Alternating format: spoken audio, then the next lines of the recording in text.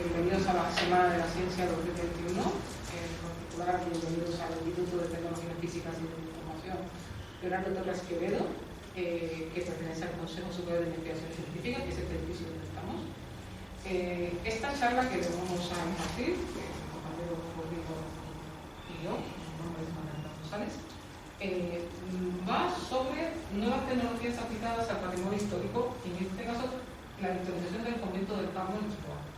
Esta charla se enmarca dentro de un proyecto europeo llamado Elite Within, en el cual se pretende aplicar técnicas no destructivas, técnicas de virtualización, para mostrar tanto los elementos exteriores de los elementos constructivos, el exterior de los elementos constructivos, como su interior.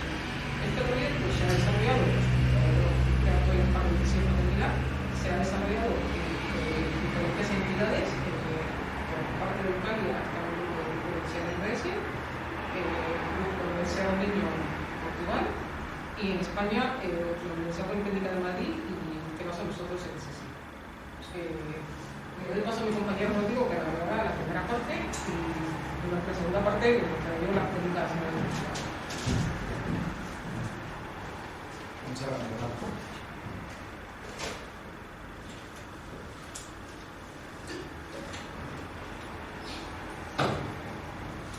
Una pregunta más lanzada. ¿Cuántos de vosotros habéis traído hoy el teléfono móvil a esta presentación?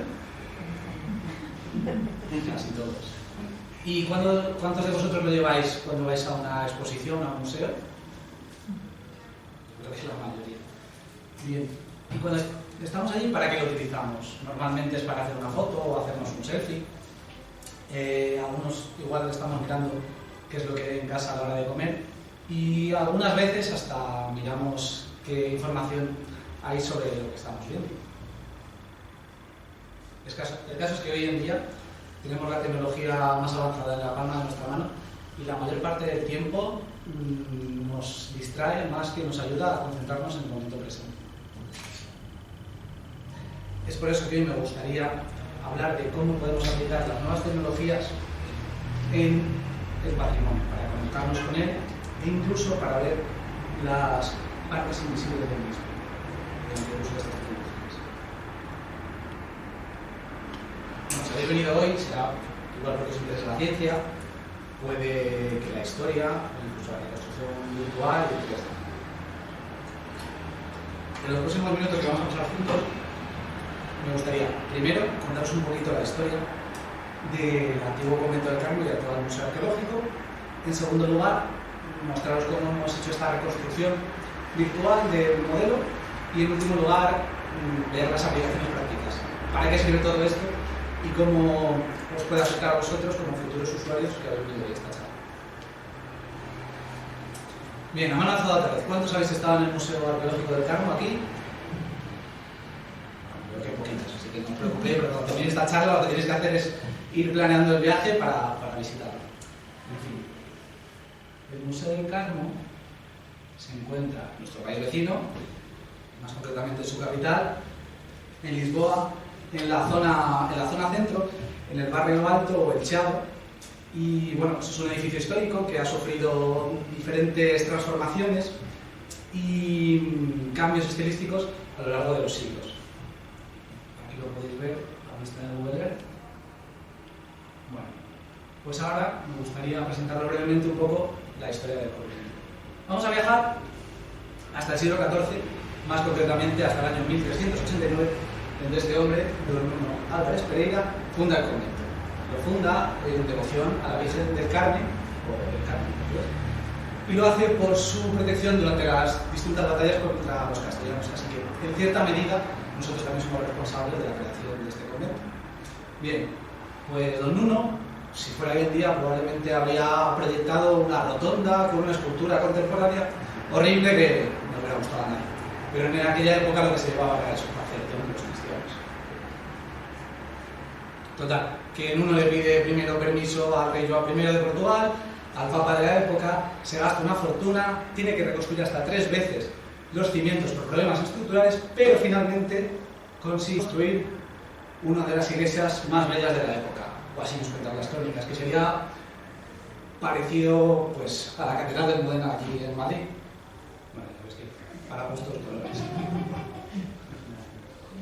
Bien, pues van pasando los siglos, se suceden los diferentes estilos artísticos y bueno, si os han contado una vez en clase de Historia del Arte, la gente se acostaba un día siendo gótica, se levantaba al día siguiente renacentista y bueno, llegamos hasta el siglo XVIII, más concretamente al año 1775, cuando se produce un terremoto que afecta a toda la península ibérica y más concretamente a Portugal y a su capital Lisboa. En este terremoto, en el que se destruye la ciudad, obviamente el convento del Carmo es afectado, pierde toda su techumbre y los muros, y parte de los muros, y como consecuencia además de este terremoto tenemos un incendio que le sigue, que hace que se quemen y se pierdan todas las obras de arte que había en su interior. Como os imagináis, pues esto supuso un varapalo para la ciudad y marca un antes y un después en la historia del edificio. Bien, los monjes carmelitas que vivían en el convento siguieron habitándola durante un tiempo y enseguida se plantearon la reconstrucción en un estilo ya neogótico de la época. Pero amigos, poderoso caballero es don dinero y el Estado portugués empieza a expropiar los bienes eclesiásticos, dejando a la orden carmelita sin el convento del Carmen. ¿Qué pasa? Los siguientes años en un estado de semi-abandono, incluso llegando a acumular un montón de materiales y de residuos que llegan hasta la altura del fuste de la cruz. Tenemos que llegar hasta el siglo XIX, hasta 1836, donde este hombre, don Joaquín Posidonio Narciso de Silva, un nombre muy fácil para decir a la hora del recreo, pues en ese momento arquitecto real, funda la sede de los arquitectos civiles en el convento del Carmen. Y ello hace que sea el primer museo de arte y arqueología de Portugal. Bien, pasan el tiempo, el convento va a ir sufriendo diferentes transformaciones hasta llegar a la actualidad. En la actualidad se conoce con las siglas de MAC, es decir, Museo Arqueológico do Carmo, y es un museo laico con una colección de arqueología y arte bastante diversa que va desde la prehistoria hasta la edad contemporánea y en el que se realizan además una serie de actividades culturales en el interior que, como podéis ver, está al aire libre, ya sea la nave central, naves laterales y el transepto, mientras que las capillas en la cabecera están tapiadas. Bien, ahora que ya sabemos un poquito más de la historia del convento, vamos a pasar a la reconstrucción cultural. En primer lugar, lo que hemos hecho ha sido levantar el estado actual del convento, tal y como se dice. Esto, como os ha comentado Margarita antes, ha sido posible gracias al proyecto Heritage Wifi, que es un proyecto con fondos europeos en el que han participado diferentes instituciones, en España en el caso del CSIC, la Universidad Politécnica de Madrid, en Portugal ha sido la Universidad de Minho, que es quien ha coordinado el proyecto, y por último el CNR italiano, que es como un trasunto pues, del CSIC aquí en España. En un proyecto multidisciplinar, que es una palabra que me dijeron que añadiera en todas mis presentaciones porque queda muy bien. Bien, en cuanto a la parte del CSIC, ha sido el grupo G-Karma de caracterización de materiales mediante evaluación no destructiva el que se ha encargado de los análisis y estudios de la parte material del convento, que pertenece al ITEF, que es el Instituto de Ciencias de Tecnologías Físicas y de Información, en el que estáis hoy todos aquí para ver esta presentación. Bien, pues tenemos una página web muy chula en la que hemos ido añadiendo todas las actualizaciones que se hacían del proyecto y que, bueno, como os podéis imaginar, tenemos una cantidad de likes en redes sociales y de suscriptores como cualquier influencer, porque quien no sabe que hoy en día pues, la ciencia es siempre trending topic. El caso es que para hacer este proyecto hemos utilizado la técnica de la fotogrametría.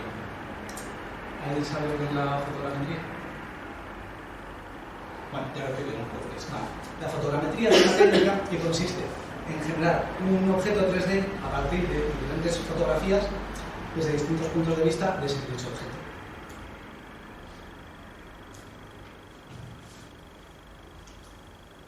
Bien, para ello necesitamos una cámara y hacer una serie de fotos con las mismas condiciones de iluminación, apertura del objetivo y sensibilidad de la cámara. Esta técnica no solo se aplica en arte, en restauración o en arqueología, lleva aplicándose desde principios de los 90 y también se utilizan en la industria cinematográfica. La habréis visto, sin saberlo, en películas como Origen, de Christopher Nolan, o en la reciente Doctor Extraño, de la franquicia Marvel. Y se utiliza para hacer esos efectos especiales en los que la ciudad se pega sobre sí misma.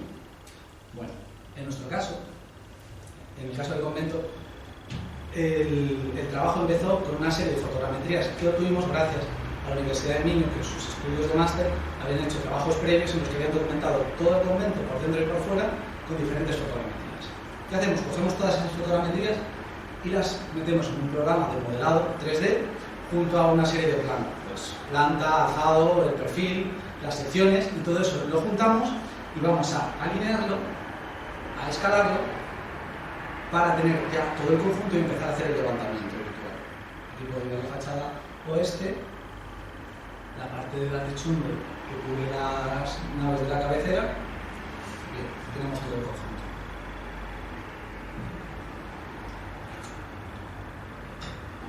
A continuación, en este apartado es muy importante el orden. Es como cuando estamos ordenando la ropa. Podemos mezclar camiseta con calcetines y zapatos con pantalones. Necesitamos una cosa para cada sitio y un sitio para cada cosa. Bien, empezamos por la base del convento, que es una especie de cimientos virtuales. Y luego vamos a ir levantando las fachadas, la fachada sur, la fachada oeste y la fachada este. Esta última es uno de los elementos más complejos porque en su interior albergan las capillas de la cabecera. Asimismo tenemos los tejados que cubren dichas capillas, las columnas, que es un elemento fundamental en este proyecto, puesto que todos los estudios de caracterización de materiales se van a realizar en esas columnas de la nave central, en la parte norte. A continuación las arquerías, que algunas fueron reconstruidas después del terremoto, pero no todas ellas. También tenemos las capillas en las que llamamos naves laterales, unas capillas interiores que decoran el convento. Y por último una serie de elementos que hemos llamado exentos, como son el arco arbotante, que está en la zona sur, que es el único que permanece hoy en día, y en la parte norte tenemos un edificio contiguo que antiguamente eran dependencias conventuales, que hoy en día es la sede de la Guardia Republicana de Portugal, pero está contigua y hay zonas que pertenecen a ambos edificios. Bien, pues ya que tenemos el estado actual del convento, del museo, ahora lo que vamos a hacer es la reconstrucción histórica. Y para esta reconstrucción histórica, ¿qué es lo que vamos a necesitar? Pues una documentación exhaustiva. En este punto hemos estado trabajando estrechamente con la conservadora del Museo Arqueológico del Carmo y hemos llegado a un punto en el que hemos establecido dos modelos diferenciados en el tiempo para ver la evolución estilística y constructiva. Un primer modelo sería el del siglo XIV, poquito después de su fundación, con nuestro amigo Nuno Álvares, y un segundo modelo previo al terremoto, aproximadamente del año 1745, y para el primero hemos utilizado una maqueta que está en el propio museo, una hipótesis de la reconstrucción, y para el segundo hemos utilizado grabados de la época, así como evidencias físicas que hay en el propio museo, que nos dan pistas de cómo podía ser este edificio antes del terremoto. Bien, empezando por el muro sur, encontramos esos arcos arbotantes de los que hablábamos para sustentar el edificio debido a las irregularidades del terreno. En esta zona vemos que los muros del lado sur son más ligeros que en la actualidad. En la zona norte podemos ver también los arcos arbotantes que sustentaban esta zona. En cuanto a la fachada, plantea mayor sencillez y elementos propios de ese momento, de este estilo. Tenemos unas ventanas góticas que hemos podido reconstruir gracias a que documentamos un resto de ventana gótica que todavía queda en la parte interior del convento. Esa fotogrametría luego sirvió para hacer un modelo simplificado de esa ventana que se ha aplicado en todo el convento. En general podemos decir que este modelo fundacional es mucho más sencillo y más primigenio, sin edificios conventuales alrededor. En contraposición tenemos este modelo que hemos hablado del siglo XVIII, pre-terremoto, que es más complejo, más recargado y que ha evolucionado. Para empezar, en la fachada oeste tenemos tres cuerpos diferenciados que referencian las tres naves al interior. También podemos ver que en la zona norte hemos perdido esos arcos arbotantes, ya que se ha construido un claustro dependiente del convento. Este claustro reduce la iluminación al interior del templo, lo que va a llevar a que se construya un pasadizo en el muro sur, llamado claristorio, que se encuentra a la mitad y permite la entrada de mayor iluminación. Eso es lo que hace que se refuercen los muros tal y como se encuentran hoy en día. En cuanto a los arcos arbotantes de esa zona, permanecen. No obstante, han quedado embebidos en el edificio que hay contiguo, que es el actual Palacio de Valadares.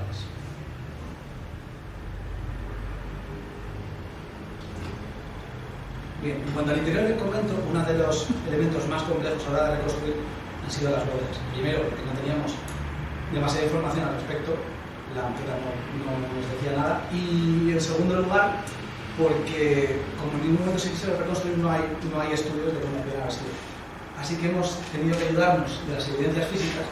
En este caso hay una línea que nos marca el arranque de estas bóvedas, donde se encontrarían que se reformó después del incendio. Bien, hemos utilizado como base las bóvedas interiores que están tanto en la sacristía como en las capillas de la cabecera para hacer una bóveda tipo, y la hemos adaptado a todas las zonas. Tenemos entonces, hemos reconstruido la nave central, naves laterales y transepto, e inclusive la capilla mayor, la central, ha sido reconstruida con estas bóvedas de crucerías y espartitas propias del gótico, porque en la actualidad está reconstruida con una bóveda de cañón. Además, a modo de homenaje, hemos incluido el escudo del fundador, don Álvaro Núñez, como recuerdo de la familia que seguramente decoraba las claves de las bóvedas antes del terremoto. Bien, y por último, vamos a pasar a la aplicación práctica. Después de haber hecho todo esto, ¿para qué sirve? ¿Para qué os puede servir a vosotros todo este trabajo que hemos hecho? Bueno, pues en primer lugar, crear un modelo de este tipo nos sirve para poder reimaginar un sitio y verlo aunque no estemos físicamente, o incluso, como veremos más adelante, verlo in situ. Así que, ahora si queréis, me vais a acompañar, vamos a hacer un viaje a ese modelo de 1745 y ver cómo era previo al terremoto.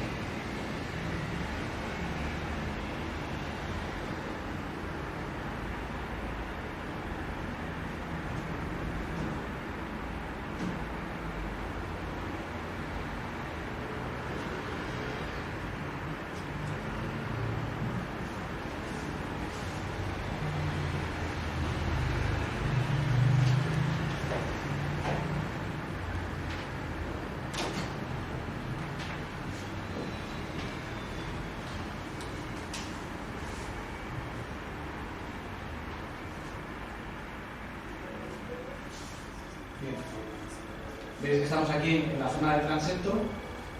Vamos a pasar a las capillas, como os he comentado, hoy en día están tapiadas, pero en aquella época se podía acceder a través de la zona del transepto. Entramos por la capilla más pequeña y vemos que entre ellas había una conexión, además en el transepto. Vamos pasando hasta llegar a esa capilla mayor o capella amor, como se dice en portugués, para ver las ventanas góticas y admirar las bóvedas de crucería con el escudo de nuestro amigo Álvaro Núñez. Desde aquí tenemos una vista del rosetón gótico que se perdió también en el terremoto. Vamos a seguir avanzando, dejamos el transepto y pasamos por el resto de las capillas, que en esta reconstrucción están desnudas las paredes, pero podemos imaginar que estarían llenas de reliquias y de imágenes religiosas. La última de las capillas nos lleva hasta la sacristía, donde se conserva un retablo manierista que perdura hoy en día. Esa puerta de ahí es el baptisterio. Y bueno, ya que estamos en un edificio religioso, vamos a hacer un pequeño salto de fe, vamos a salir por la ventana y vamos a ver la parte externa, el exterior de la sacristía y la fachada esta.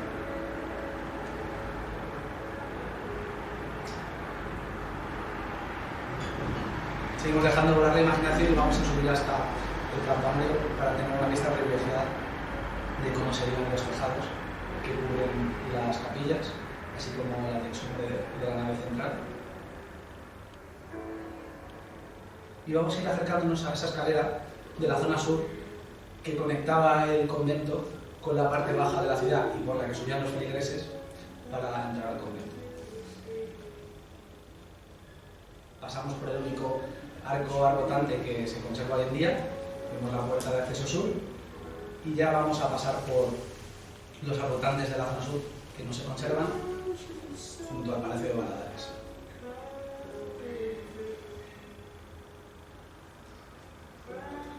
Antes de despedirnos vamos a hacer una subida un poco ortodoxa por la ventana para ver de pasada la sacristía y bueno, vamos a salir por todo lo grande, por el rosetón del convento y un poco nos ayuda a imaginar este edificio previo al terremoto. Es imposible que podamos volver al pasado y verlo, pero por lo menos las tecnologías nos ayudan a reimaginarlo y mejorar nuestra experiencia cuando, como vais a ver todos vosotros, vayáis allí a visitar el actual Museo Arqueológico del Carmen.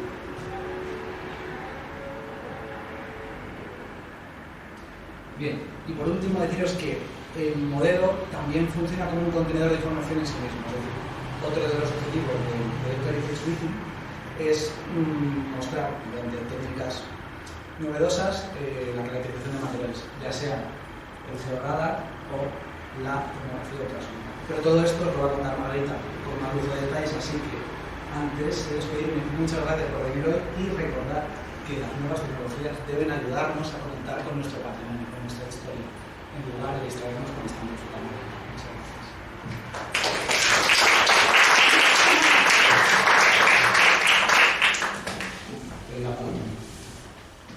Gracias.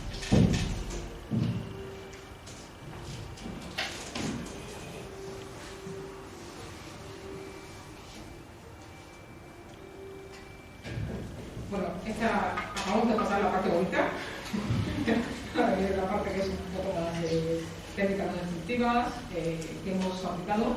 Nuestra intención es mostrarle lo que hemos hecho, los resultados obtenidos y no tanto darnos el contenido muy más tecnológico, porque lo que queremos es transmitiros esa información que hemos ido recabado durante campañas experimentales, cómo la podéis encontrar cuando vayáis a programar situado.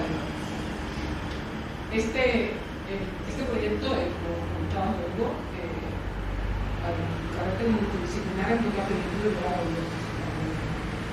el contar con físicos, ingenieros, licenciados en historia del arte, restauradores, técnicos especialistas en sonido e imagen, técnicos especialistas en impresión 3D, todo ese conjunto, todo este grupo de personas es lo que nos permite llegar a tener o a poder disfrutar de una experiencia en el convento de Ocarmo que nos permita que no sea solamente una visita, sino tener un poco más de información. Las técnicas no destructivas que hemos aplicado, como comentó antes, hemos usado georradar y tomografía ultrasónica. Y los elementos constructivos que hemos caracterizado han sido las columnas. Este proyecto señalar que comienza en enero de 2020, justo antes de la pandemia. En ese momento habíamos ya seleccionado las columnas y habíamos dicho que trabajábamos sobre 3 y menos más que hoy seguimos trabajando sobre todas, porque no hubiéramos tenido tiempo material dadas las condiciones que hemos tenido. ¿Y qué elementos de las columnas que impresionamos? Pues impresionamos por una parte la base y por otra parte el fusto. Todo con ambas técnicas, con el objetivo de, por una parte, saber el estado del material, cómo estaba esta estructura, como otro objetivo, comprobar las hipótesis que tenían los restauradores del museo, el propio Museo de Arquitectos, de cómo se había reconstruido el convento, porque no existe documentación de cómo fue reconstruido, y entonces, aplicando una de las técnicas no destructivas, vamos a intentar llegar a comprobar si las hipótesis que ellos tenían son correctas y cómo está en este momento este edificio histórico pasado el tiempo. Vamos a hablar un poquito de radar, vamos a hablar un poquito de tomografía, los principios que Renato Sanilson era, no vamos a decir demasiado vídeo, sobre todo mostrarnos cómo hemos hecho las medidas, la campaña de medidas, y cómo esa información la podemos revertir de una manera que sea amigable, que sea visualmente entendible para el público general. ¿Qué es el QRadar? Bueno, un QRadar es una técnica no destructiva, es un equipo que nos permite detectar objetos que están pues, debajo de otros materiales, debajo del terreno. ¿En qué se basa? ¿En dónde se aplica? Pues los habéis oído en múltiples series, esa imagen mítica de un CSI que pasa un QRadar y ve perfectamente un esqueleto humano. No pasa, si no es evidente pasar un QRadar y sacar la imagen, eso no pasa, hay que trabajarlo, hay que procesarlo para tener esa imagen, que de alguna manera no está muy evidente. Pero ¿en qué se basa? Pues se basa en la transmisión de ondas electromagnéticas de banda ultra ancha en un rango que va de los 10 MHz a los 2 GHz.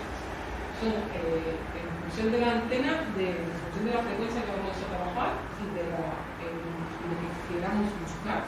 Se hace una selección de una antena o una. ¿Cómo funciona? Pues se envía una onda electromagnética que viaja por el material y esta onda, cuando encuentra una superficie límite que tenga propiedades diferentes al material por el que va viajando, esa onda se refleja. Esa onda reflejada se recoge en la antena y se muestra al usuario un radargrama, una imagen que sería más barata. Nuestro QRadar está puesto aquí, que no sé, después lo conecto si lo podéis echar un vistazo. Pues son equipos comerciales, ¿vale? Es un equipo que tiene un coste elevado, depende de lo que sea, depende de las aplicaciones, pero bueno, son equipos completamente comerciales. ¿Qué sucede? Que cuando se aplican estas técnicas en patrimonio, pues es complicada su interpretación. Es decir, utilizar un QRadar se necesita un personal cualificado y un personal entrenado, y un personal que conozca la técnica, pero sobre todo que conozca la interpretación de la técnica. Sí, así, eso. Nosotros hemos empezado y al final tenemos. Es decir, no es coger un QRadar, pasar y verlo, sino es coger un QRadar, recoger una imagen, procesarla y llevarla a que sea una información. ¿Y esto cómo lo hacemos? Pues bueno, ahí se necesitan hacer siempre estudios previos para ver cuántas líneas de inversión se necesitan pasar. Se considera que por mínimo 3, porque hay la resolución que la mejor resolución la tenemos cuando la antena la podemos colocar justo encima de lo que queremos. Todo es procesar después esa información para obtenerla. Tenemos una solución de compromiso de la mayor frecuencia que tenemos que utilizar, la resolución que queremos y la profundidad de impresión. Es decir, no es lo mismo una antena impresionar los elementos como lo hemos impresionado nosotros, que son una antena de alta frecuencia, a, por ejemplo, para hacer excavaciones, cuando se hacen excavaciones para impresionar grandes terrenos. Nosotros utilizamos unas antenas de alta frecuencia que tienen menos profundidad de penetración frente a cuando se hacen excavaciones que necesitan unas antenas de más baja frecuencia que les permite penetrar, que les permite tener grandes profundidades de penetración. Pues bueno, quitándonos un poquito de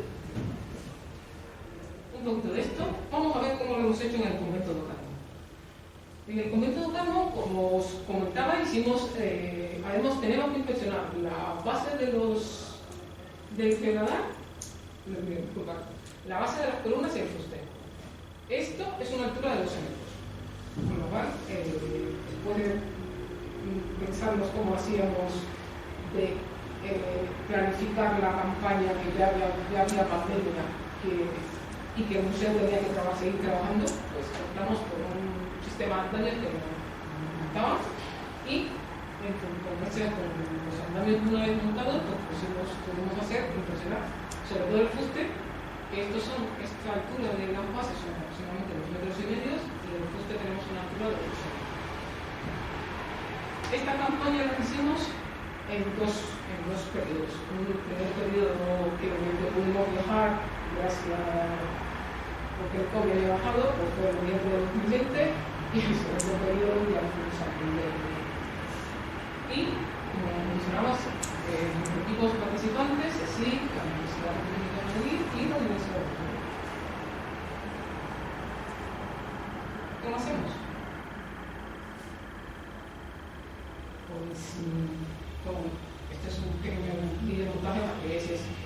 Una vez montado los andamios, cogemos nuestro sistema, lo subimos hasta la máxima altura en la que podíamos trabajar para impresionar el fuste. Y una vez, primero como ya hicimos primero el fuste y después la base.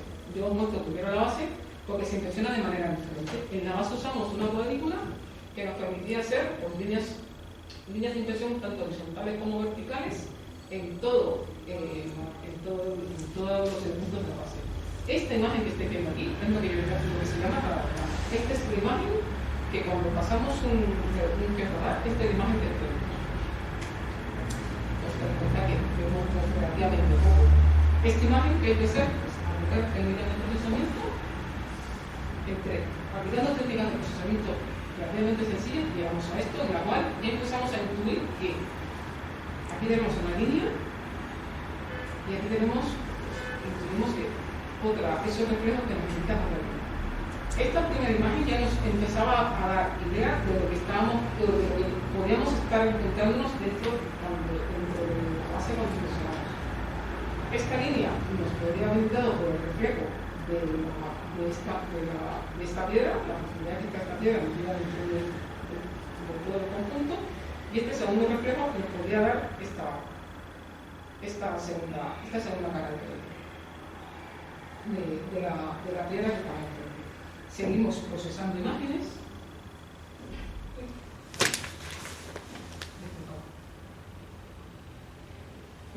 Y con técnicas empezamos a buscar un parámetro que nos fuera capaz de discriminar para saber si realmente lo que estábamos intuyendo con ese primer procesamiento básico era real. Es decir, que si era verdad que teníamos dos superficies.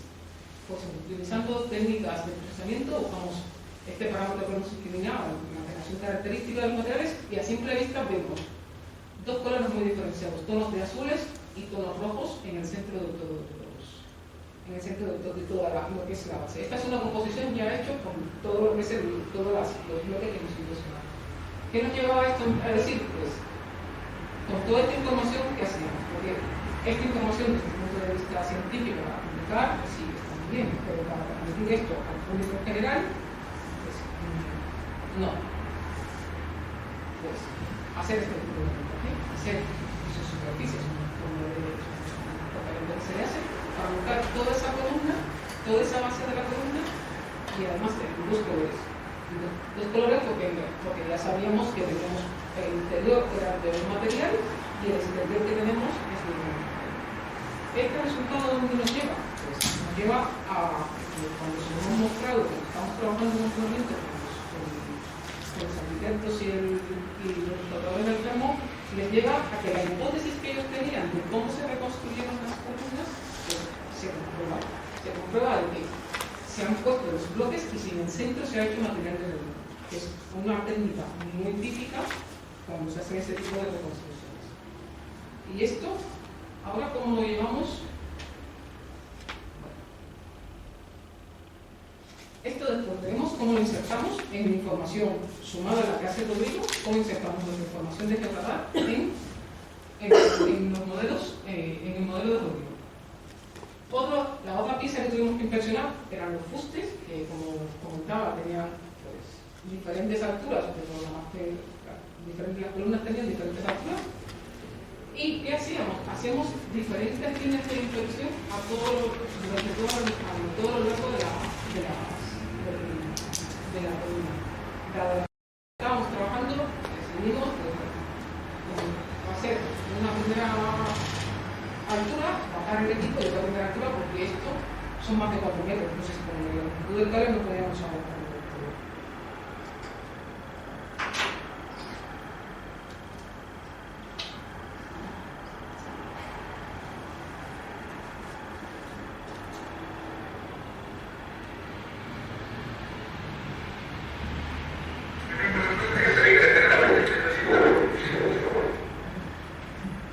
En este vídeo veis un poco como manualmente que este tipo de inspección había que hacerla de manera manual. O se hacía entre dos personas para poder abarcar la mayor longitud solamente de una masa. Pues con toda esta información teníamos en cada uno de los, nosotros le llamábamos pétalos del fuste, teníamos aproximadamente, hacemos 5 líneas de inversión, y con esto, ¿qué veíamos después? Pues esta es la composición solamente de cada uno de 5 líneas de toda la altura de la primera columna, que son prácticamente 4 metros, aproximadamente 4 metros y medio. Aquí empezamos a ver que, bueno, tenemos estos puntos singulares en las imágenes, pero aparte de eso vemos que el resto es como bastante similar. Esa información que nos daba, primero estos puntos son la junta entre ambos canales, es decir, el punto está compuesto por piedras, en este caso comprobamos, aplicando técnicas aquí, piedras analíticas, y estas piedras a su vez, en vez de piedra hay una especie de mortero que es lo que hace lo que llamamos la. Pues esta junta la podíamos detectar perfectamente con las líneas y las impresiones lineales. Toda esta información que está escrita de esta manera la reconstruimos con técnica de procesamiento para obtener como si fuera un porqué. Porque lo que queremos ver es cómo está aplicado. Pues este cuadrado de aquí es un artificio matemático que no sé si nos pasa de la reconstrucción, no es porque tenga el centro sea diferente. Tenemos mucho más información en los pétalos, porque tenemos la capacidad de penetración de aquí, que el número de pasadas es mayor, pero nos da información de que la piedra era bastante homogénea dentro de lo que homogeneidad que puede ser una piedra sagrada delantera, ¿de acuerdo? Con lo cual, esto nos llevó a intentar ver si aplicando otro tipo de técnica, buscando otro parámetro discriminante, como si esta hipótesis que teníamos coincidía con la que nos había comentado, con las que tenían los restauradores del museo y los arquitectos, de que eran piedras monolíticas, de que no eran, porque por técnicas constructivas se podría dar el caso que hubieran dividido como a la mitad y montar a los piedras. En este caso, parece que aplicando técnicas, llegamos a esta imagen que está aquí, en la cual solamente intentamos representar aquello que es completamente diferente de la piedra. Y nos sale esta.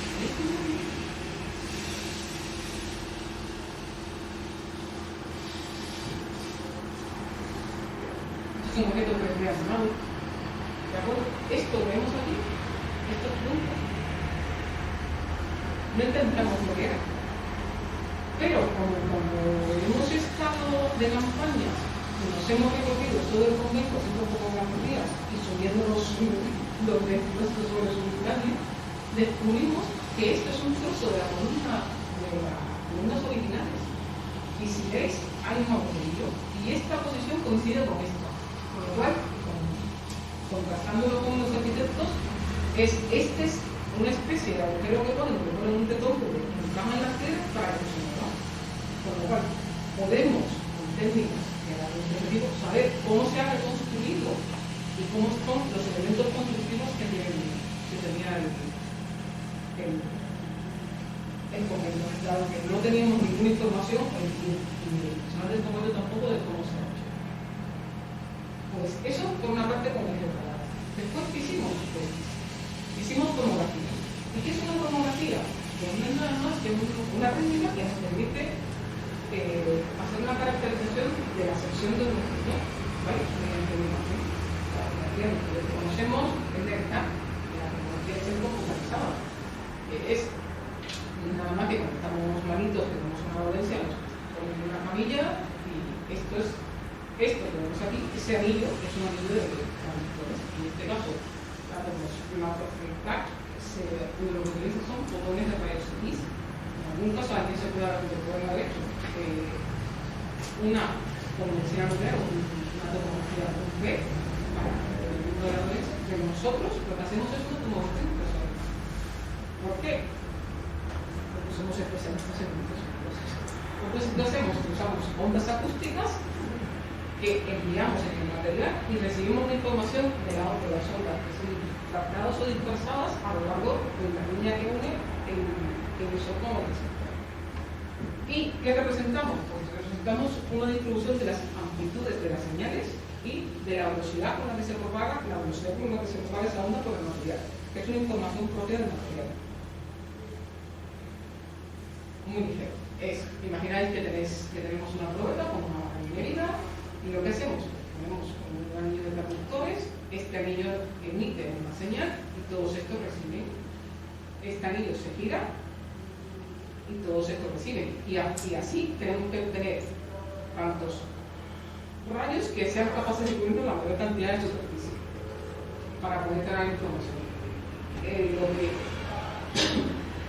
La imagen que tenemos, la primera imagen antes de construir, tenemos un silograma donde cada rayo es un píxel de esta imagen y una columna es una posición de emisión. Con todo esto, aplicando técnicas de procesamiento, hacemos lo que hacemos técnicas de reconstrucción, se obtiene un tomograma, y el tomograma no es más que la imagen reconstruida para ver cómo es, qué es el material, cómo está el material. Pues todo esto lo simplificamos y nos fuimos a museo. En este caso teníamos, impresionamos las columnas 2 y 3, justo estas dos columnas. Luego montamos nuestros andamios, pero en el caso de la tomografía ultrasónica no hay sistemas comerciales, por lo cual tuvimos que hacernos los sistemas. Tuvimos que hacernos los sistemas y además pensando en la geometría que tenemos, que son bastante diferentes, y tanto diferencia geométrica como de tamaño. Entonces, teniendo en cuenta, habíamos hecho estudios de simulación, cuando yo invito un curso aquí, cómo se transmite esa onda para saber cómo tengo que mover los receptores para obtener esa información. Pues partiendo de eso, nos fabricamos un tomógrafo. Nos fabricamos un tomógrafo que fuera capaz, que tenía que, la altura a la que trabajábamos, tenía que ser de pocos pesos, porque estábamos a 8 metros de altura, con lo cual tenía que ser lo suficientemente ligero para que no provocara, no cayera y además pudiéramos hacer que esto se moviera. Este tomógrafo está basado en que se mueve linealmente cada uno de los transductores. En cada eje hay un transductor que está puesto aquí. Esta es una imagen, no del tomógrafo puesta en la columna, ya lo veis después puesta en la columna, sino que esta imagen es una maqueta que tenemos hecho en la Universidad de Niño, pero nos da una imagen muy buena de cómo es el tomógrafo con la visión superior, es una vista superior.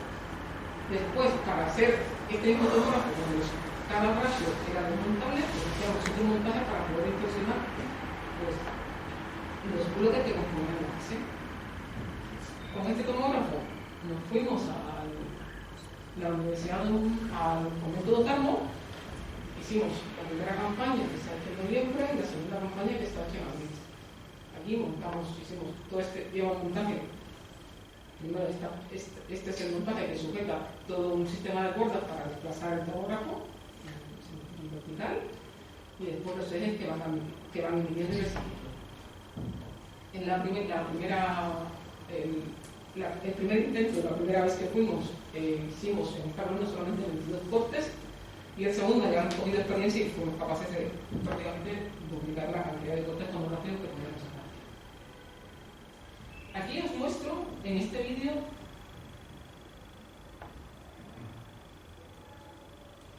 cómo funciona el tomógrafo. Si os dais cuenta, aquí este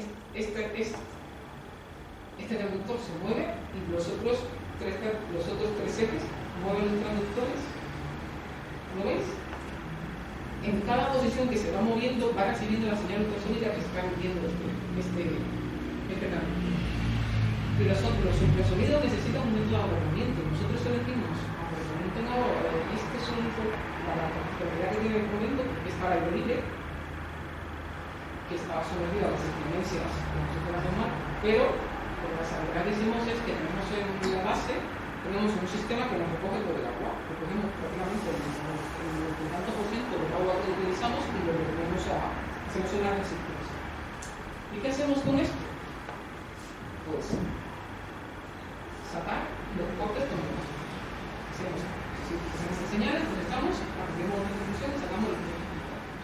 ¿Qué nos permite entrar los cortes tomográficos? Pues saber cómo está por dentro. Este es un ejemplo de la columna, de un tambor de la columna 3, en el cual vemos a simple vista por colores, es decir, esto es una tomografía de ordenación. A simple vista por colores vemos que no son homogéneos, que el color no es el mismo. En este caso, en este tambor, cuando estábamos a esa altura, veíamos que había superficialmente se veía una grieta, pero la técnica tomográfica nos permite no solamente constatar que hay una grieta, nos permite constatar e identificar la profundidad que tiene esa grieta dentro de ese tambor.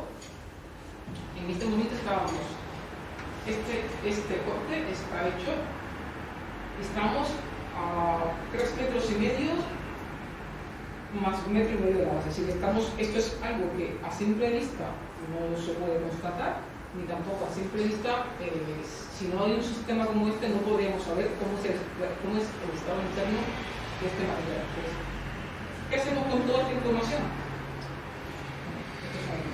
Todo esto, procesamos todos los cortes y hacemos este tipo de montaje.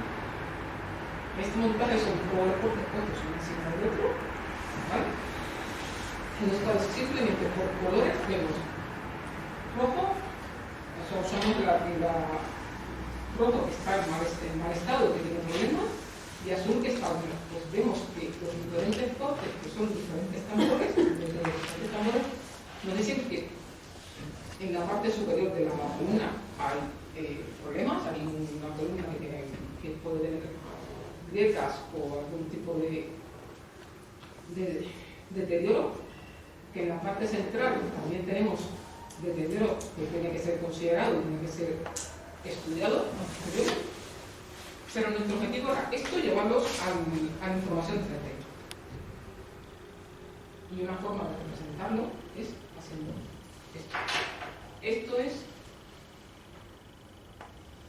los cortes que hemos visto anteriormente, ayudándonos del modelo de Rodrigo, pues lo ponemos en una superficie de la fábrica. ¿Para qué? Para que un visitante, como ven, cuando vaya, es una forma de representación. Hay muchas más. Esta es una de las que hemos encontrado.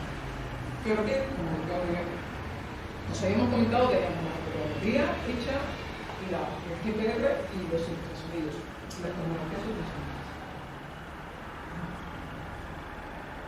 Pues, ¿cómo lo hemos contado? Pues,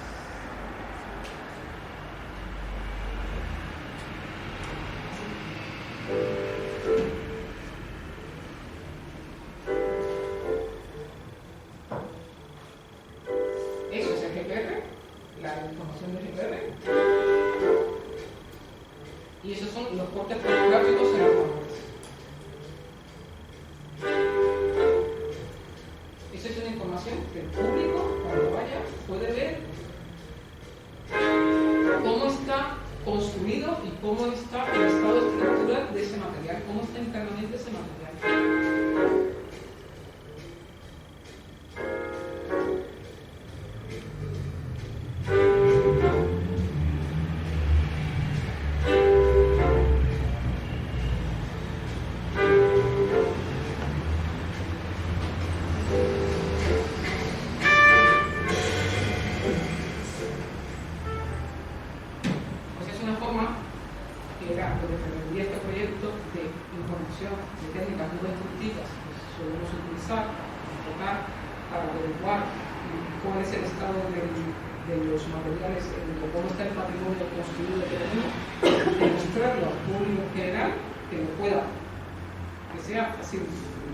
Fácilmente entendible, y esto es lo que os voy a mostrar ahora es una página que está en construcción todavía, de que será lo que en un futuro próximo podáis ver con un Todocarmo. Os invito, el 18 de diciembre hacemos la presentación de todo este proyecto allí con la aplicación de realidad virtual que tendremos ya en ese momento, terminado todo, pero esto es en primicia, esto no está disponible y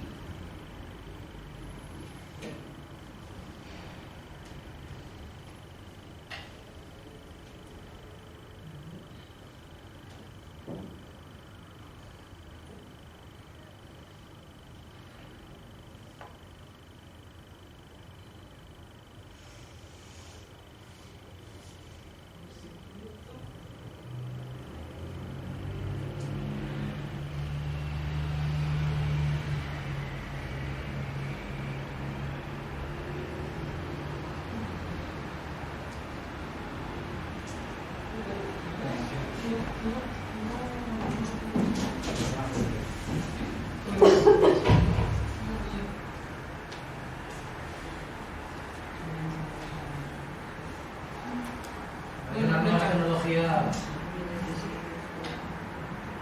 No, es que hemos estado esperando hasta el último momento para ver si porque casi teníamos iban actualizando y la tener más información.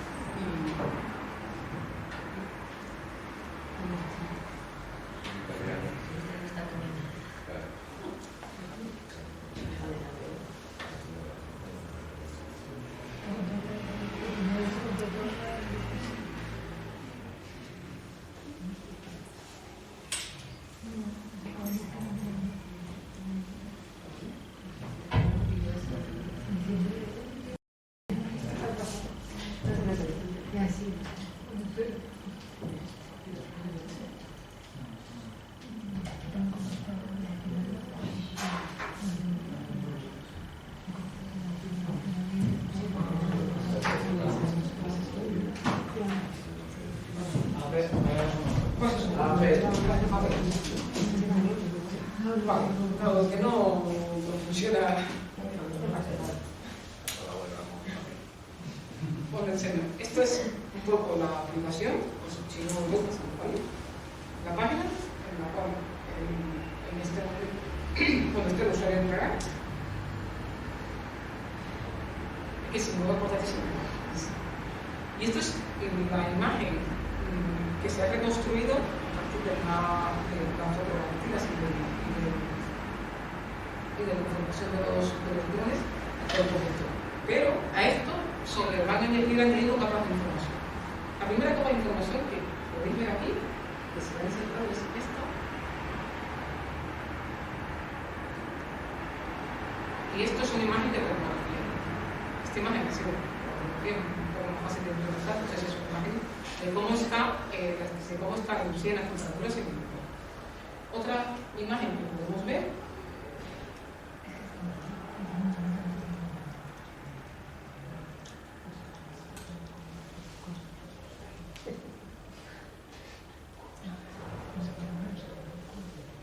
es, si seguimos paseando por el museo, va a haber puntos en los cuales os van a indicar en una aplicación que nos paremos o que le demos clic.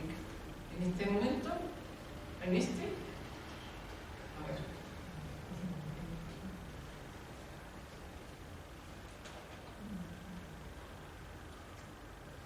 En esta posición, aquí tenemos algo que nos está indicando que vayamos. Y cuando le damos clic, este es el modelo que habéis visto anteriormente, que es el motor de video. Es decir, toda esta información estará disponible, podemos jugar desde diciembre, para el público en general cuando lo veamos. Nada, tenemos que ir, ¿no? Yo creo que hay que ir. Yo creo que hay que ir. Pues con esto termina nuestra charla. Estamos abiertos, parte del equipo que hemos estado está sentado en el solamente yo. Estamos aquí sentados y cualquier pregunta, la que queráis, cualquier información que queráis, estamos de preguntar.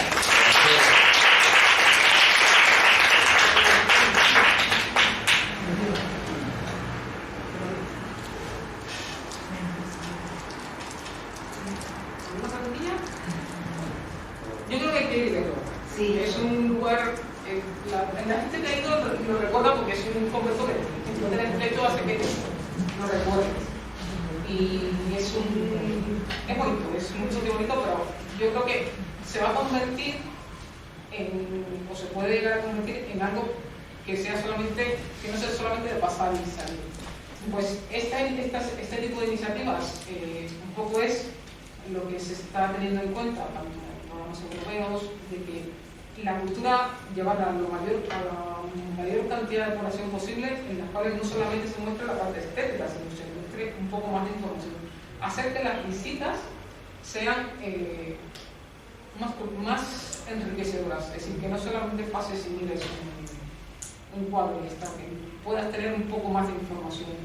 Eso, el montaje que he dicho contigo anteriormente, que nos va a hacer el paseo como es el momento, pues es una imagen con la que nos quedaremos, porque es es cómo se construyó el convento y cómo, con los elementos que tienes, que ahora mismo somos incapaces de reproducir, y que el Estado,